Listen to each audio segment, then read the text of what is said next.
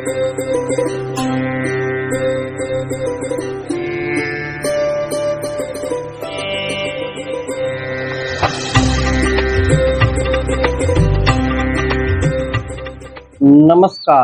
प्रिय दर्शकों, हाजिर हूँ मैं ज्योतिष के 10 जबरदस्त ऐसे सिद्ध सूत्रों को लेकर। यदि कुंडली में ऐसे सूत्र बने तो आप आंख बंद करके सामने वाले जातक से कहिए, आपका सटीक उत्तर आप या फलादेश कह सकते हो, सटीक फलादेश उस जातक के ऊपर बैठेगा। तो कौन कौन से हैं सूत्र, कैसे कुंडली में योग बने, आइए बारी बारी से सभी सूत्रों को जानते हैं। पहला सूत्र है कि तुला लग्न में तुला राशि हो अथवा मकर राशि हो अथवा कुंभ राशि हो। लेकिन मकर कुंभ के लिए थोड़ा जो असमंजस वाली बात है, किंतु तुला के लिए जबरदस्त बात है। आप तुला लग्न आपका बन रहा हो और तीसरे भाव में मंगल देव हो, 10वें भाव में राहु हो, तो आपको सभी काम धंधे छोड़कर राजनीति की ओर अपना कदम बढ़ाना चाहिए। जी हाँ, बहुत जल्द ही, बहुत कम समय में आप राजनीति में बहुत अच्छे तरीके से अपना पैर जमा लेते हो। आपके अंदर राजनेताओं वाले गुण हैं। नहीं तो आप अभी ट्राई करके देख लो भाई, अपने ऊपर देखो कैसे हो आप। जैसे एक राजनेता का स्वभाव होता है, अपना काम बन जाए इसके लिए लाखों झूठ बोलना है बोल देंगे, अपना काम हो जाए कुछ भी करना है कर देंगे। फिर उसके बाद राजनीतिक क्षमता, जिसे कहते हैं नेतृत्व क्षमता, दूसरों के ऊपर पकड़, ये आपके अंदर जबरदस्त है। प्रिय दर्शकों, कुंडली में ये योग बने, जातक को तुरंत कहिए सब छोड़ो, राजनीति जो है आप राजनेता बनो, राजनीतिक क्षेत्र में जाओ, सफल होगे। दूसरा जो सूत्र है कि 6वें भाव का मालिक, जिसे हम खष्टेश कहते हैं, जो रोग रिपोर्टेड का मालिक होता है, वे 8वें भाव में चले जाएं और उनके ऊपर जो 12वें का स्वामी है, जो द्वादशेश है, उसकी दृष्टि पड़ जाए। फिर से सुनिए, खष्टेश 8वें भाव में चला जाए और द्वादशेश की दृष्टि उसके ऊपर पड़ जाए, तब ऐसे जातक का पूर्वाभास किसे कहते हैं, तो आप कभी कभी किसी जगह पर जाओ तो जैसे लगता है कि आपने इस जगह को पहले कहीं देखी है, या इस चित्र को जो चल रहा है वर्तमान में, इसको आपने पहले कहीं देखा है, ये होता है पूर्वाभास। तो ऐसे लोगों का पूर्वाभास बड़ा जबरदस्त होता है और बार बार होता है, यानी भविष्य में होने वाली घटनाएं इन्हें प्रत्यक्ष रूप से दिखने लगती है। और यदि ये इसको मजबूत करना चाहे तो अपने शरीर में जो कुंडलिनियां हैं, इनमें से पहली कुंडलिनी जागृत कर ले, इन्हें इसका प्रत्यक्ष आंखों से देखा, जैसे आप फिल्म देखते हो, अभी वीडियो देख रहे हो, ठीक इस प्रकार उनको दिखाई देने लगता है।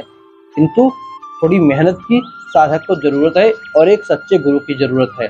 प्रिय दर्शकों, कुंडली में योग बने तो जातक को तुरंत किसी सही गुरु की तलाश करनी चाहिए। दूसरा जो सूत्र है कि कुंडली में कहीं पर भी, लग्न में या केंद्रों में, त्रिकोण में, 12वें भाव में कहीं पर भी मंगल और शुक्र की युति बन जाए, मंगल और शुक्र दोनों एक साथ कहीं पर बैठ जाए, किंतु दोनों अंश बल से कमजोर हो, पीड़ित हो, अब चाहे पापक ग्रहों की दृष्टि हो जाए अथवा दोनों नीच राशि में बैठ जाए। अब देखिए, जब युति होगी तो नीच राशि में दोनों एक साथ तो बैठेंगे नहीं, तो पापक ग्रहों की दृष्टि पड़ जाए, कम से कम 2 पापक ग्रहों की, अथवा दोनों अंश बल से कमजोर हो। ऐसे समय में जब द्वादशेश की, जो 12वें भाव का स्वामी है, जब उसकी दशा, महादशा, अंतरदशा कुछ भी आती है, तो ऐसे समय में जातक के जीवन में पर पुरुष अथवा पर स्त्री का आगमन होने की संभावना बहुत हद तक बढ़ जाती है। ऐसे समय में उसके लाइफ पार्टनर को चाहिए वो सचेत रहे, उस पर ध्यान देते रहे, अन्यथा पति पत्नी पथ भ्रष्ट हो सकते हैं।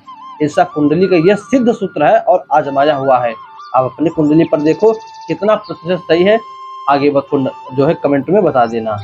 चौथा जो सूत्र है कि कुंडली में कहीं पर भी शनि और मंगल की युति हो जाए, 12वें भाव में कहीं पर भी शनि मंगल की युति हो जाए। वैसे तो ज्यादातर सिद्ध यह होता है सिंह लग्न वालों की कुंडली में। ये आपकी कुंडली में सिंह लग्न बना हो और उसमें शनि मंगल की युति बन जाए, अब सिंह लग्न नहीं है तब भी यह सूत्र आपके ऊपर सटीक बैठेगा। आप बड़ी जुगाड़ू प्रवृत्ति के हो, आपका माइंड टेक्निकल है, कहीं पर यदि कुछ घाटा हो रहा है, कुछ समझ में नहीं आ रहा है कैसे बनाना है, कोई काम 10,000 का है तो आप उसे 10 रुपये में बना सकते हो। आप अपने जुगाड़ से ऐसा काम कर सकते हो। प्रिय दर्शकों, ये भी आजमाया हुआ और सिद्ध सूत्र है। शनि और मंगल दोनों की युति व्यक्ति को जुगाड़ू किस्म का बना देती है। 5वां जो सूत्र है कि लग्न में कन्या राशि हो, दूसरे भाव में तुला राशि बनती है और दूसरे भाव में गुरु बृहस्पति गुरु बैठे हो, देव गुरु बृहस्पति बैठे हो, तो ऐसे जातक के जीवन में दाम्पत्य जीवन में परेशानी आती है। ये आम बात है, परेशानी आनी आनी है, ताकि आप सभी लोग जानते हो सप्तम भाव दाम्पत्य का होता है और दाम्पत्य के जो कारक ग्रह है वह देवगुरु बृहस्पति है। अब देवगुरु बृहस्पति दूसरे भाव में बैठ जाए, दूसरा भाव मार्केश का स्थान होता है, उसको मारक भाव कहते हैं। तो जो ब्याह का स्वामी है वो स्वामी जाकर मारक वाले स्थान पर बैठ जाए तो परेशानी आनी ही आनी है। या तो जल्दी विवाह नहीं होगा, और विवाह हो गया तो आए दिन लड़ाई झगड़े होते रहते हैं। कहीं कहीं पर यदि पापक ग्रहों की दृष्टि पड़ जाए तो विवाह टूट भी जाता है। ज्यादा सोचने की बात जो नहीं है, ये भी सिद्ध सूत्र है, आप नोट करते चलिए इन सिद्ध सूत्रों को, क्योंकि ये एक बड़े ही सच्चे मोती होते हैं। मैं फिर आपको सिखा दूं, ये सूत्र मेरे नहीं है, मुझे आप लोगों के कमेंट के माध्यम से मिले हैं। मैंने इसको लिख कर पन्ने पर आज आपके सामने प्रस्तुत करता चला आ रहा हूँ। पांचवा सूत्र हुआ। छठा सूत्र है, यदि छठवें भाव का स्वामी हस्तेश सप्तम भाव में जाकर बैठ जाए तो ऐसा जातक पहले नौकरी करता है, फिर बाद में आगे चलकर बिजनेस करेगा। इस समय फिलहाल में वो बिजनेस कर रहा है, तो आप उससे पूछिए कि वो पहले नौकरी करता था। यदि करता, देखिए ये तो सिद्ध सूत्र है, अगर नहीं करता था पहले नौकरी तो उसे नौकरी के चांस जरूर मिले होंगे, या वो परीक्षा में पास होकर भी नौकरी छोड़ दी होगी, अथवा उसके घर वाले किसी कारण से उससे नौकरी छुड़वा दिए होंगे। कोई भी कारण से पहले वो जातक नौकरी करता था या करता होगा, या चांस मिला होगा, फिर बाद में वह अब बिजनेस कर रहा है। यह कैसे बनता है? तो छठे भाव का स्वामी सातवें भाव में चला जाए। किंतु याद रखिएगा, जितने भी सूत्र बतला रहा हूँ, जो कह रहा हूँ कमजोर हो अंश बल से, वो तो कमजोर हो, किंतु ये सभी सूत्रों में छठे भाव का स्वामी अंश बल से मजबूत हो और तब सातवें भाव में बैठे, तब यह सूत्र जो है लागू होगा। सातवां जो सूत्र है वह कि सप्तम भाव का स्वामी जो सप्तमेश हो, यदि वो पंचम भाव में जाकर बैठ जाए, पांचवें भाव में बैठ जाए, तो ऐसे स्थिति में जातक को संतान सुख में दिक्कत आती है। विवाह के बाद जल्दी तो संतान होती नहीं। देखिए, अब संतान की बात है तो पति पत्नी दोनों की कुंडली देखनी पड़ेगी।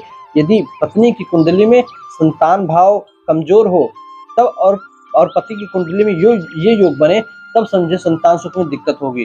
किंतु पति की कुंडली में ये योग कमजोर पड़ जाए और पत्नी की कुंडली में संतान का योग प्रबल हो जाए, तब यह योग कमजोर पड़ जाएगा, कम हो जाएगा और संतान का सुख मिल जाएगा। संतान की बात है, दोनों लोगों की कुंडलियां देखनी आवश्यक है।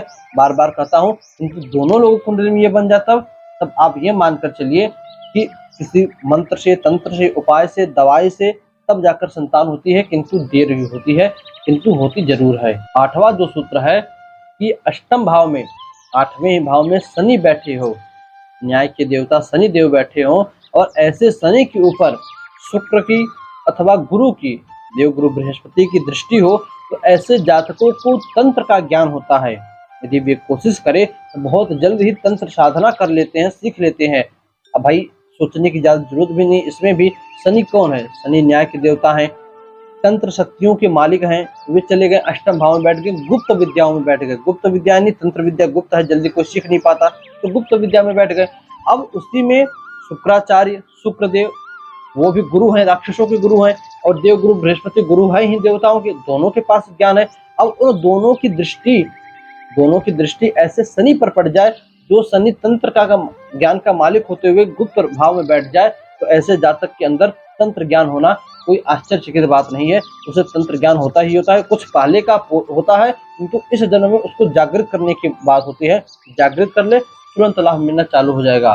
प्रिय दर्शकों, नौवां सूत्र है कि चौथे भाव में चंद्रमा हो, चंद्रदेव बैठे हो और बलवान हो, किसी पापक ग्रह की दृष्टि भी ना हो और अंश बल से मजबूत हो, तो ऐसा जातक यदि खेती करे उसे बहुत अच्छा रिस्पांस मिलता है। महीने में कमाई नहीं, टर्न ओवर कर सकता है। यहाँ चंद्रमा किंतु बलवान होना चाहिए, पापा नहीं होना, पाप चंद्रमा में नहीं, बलि चंद्रमा होना, शुक्ल पक्ष का चंद्रमा होना चाहिए, कृष्ण पक्ष का नहीं। प्रिय दर्शकों, 10वां और आखिरी सूत्र है कि लग्नेश यदि द्वादश भाव में, 12वें भाव में जाकर बैठ जाए, तो ऐसे जातक समझे पूरी कुंडली कमजोर पड़ जाती है। भाई लग्नेश जो लग्न का मालिक है, आपके शरीर का मालिक है, वही 12वें भाव में गलत भाव में जाकर बैठ जाए, तो तो ऐसे जातक के अंदर मन स्थिति बन जाती है बेकार, यानी उसके मन में हमेशा कोई ना कोई चिंता, एक कोई ना कोई बहुत भारी झूठा इल्जाम उसके ऊपर लगाया जाता है, जिससे कि उस इल्जाम के कारण उसके अंदर, उसके मन के अंदर बार बार आत्महत्या करने का विचार आता है। यह दुर्योग है। ऐसी स्थिति में चाहिए कि वह जातक भगवान शिव की पूजा निरंतर करता रहे, तभी इस दुर्योग से बचेगा। प्रिय दर्शकों, ये 10 अपने आप में सिद्ध और मेरे गुरुजी द्वारा बतलाया हुआ सूत्र था। कुछ मेरे गुरुजी द्वारा था और कुछ आप दर्शकों के कमेंट के माध्यम से मिले था। तो कौन सा कितना सिद्ध है आप कमेंट में बतला सकते हो, किंतु पहले कुंडली पर तो आजमाओ और इन सूत्रों को आप कहीं लिखते चलिए, ऐसे आप छोड़ेंगे फ्री में। आज मैं बतला रहा हूँ, आप सुनते चलो, कोई नहीं जुटाएगा तो धीरे धीरे यह ज्योतिष का ज्ञान भी लुप्त हो जाएगा। प्रिय दर्शकों, आशा करता हूँ आपने सभी सूत्रों को समझा होगा बाकायदे। बस आज के लिए इतना ही, इजाजत दीजिए, पुनः किसी वीडियो में मुलाकात होगी नए टॉपिक के साथ। तब तक के लिए नमस्कार।